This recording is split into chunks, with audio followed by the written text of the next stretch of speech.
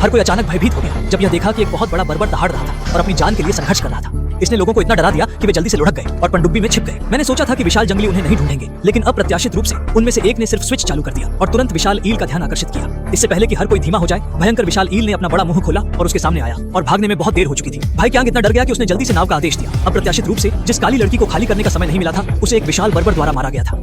यह इतना शक्तिशाली था कि पूरी सेना का सफाया होने वाला था। भाई क्यांग उत्सुक थे और जल्दी से पनडुब्बी को पानी में ड्राइव कर दिया, लेकिन यह मांस खाने के लिए विशाल ईल के दृढ़ संकल्प का विरोध नहीं कर सका। उसने तुरंत लाखों उच्च वोल्टेज बिजली छोड़ी और फिर अपने शरीर को पनडुब्बी के चारों ओर उलझा दिया। कुछ भी नहीं जाने दे सकता। स्वादिष्ट भोजन, भाई क्यांग और अन्य लोग दुर्भाग्य में थे। पनडुब्बी 1 लाख वोल्ट की इलेक्ट्रिक ईल में फंस गई। उन्होंने अदृश्यता का उपयोग करके विशाल जंगली को वर्तमान में वापस करने का सुझाव दिया, लेकिन इस कदम पर सभी ने संदेह किया। यदि योजना असफल होती है तो ईल को बिजली के झटके से नहीं चलाया जाता है और पूरे जहाज को बिजली के झटके से मर सकता है, लेकिन अभी इससे बेहतर कोई रास्ता नहीं है। इसके अलावा हैच ईल में मृत रूप से उलझ गया था और बाहर जाना असंभव था। असहाय रूप से सभी के पास इसे आजमाने के अलावा कोई विकल्प नहीं था। जैसे ही इंजन धीरे धीरे शुरू हुआ, जुमन ने भी कुछ अजीब महसूस किया और तुरंत बिजली बढ़ा दी। इस समय वोल्टेज अधिकतम मूल्य के करीब पहुंच गया था, लेकिन विशाल ईल ने जाने से इनकार कर दिया।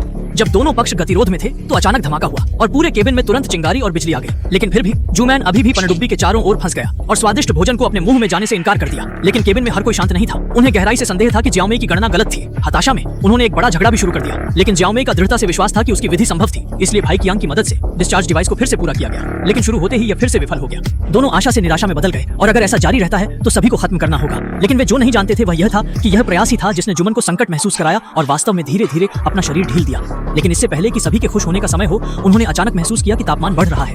यह स्पष्ट था कि वे अनजाने में पृथ्वी के केंद्र के सबसे गहरे हिस्से में पहुंच गए थे। उनके सामने ज्वालामुखी को देखते हुए हर कोई तुरंत डर गया और सुन्न हो गया और जल्दी से भागने का रास्ता ढूंढा। सौभाग्य से सभी के ठोस प्रयासों के माध्यम से अंत में इस खतरनाक जगह से सफलतापूर्वक निकल गया।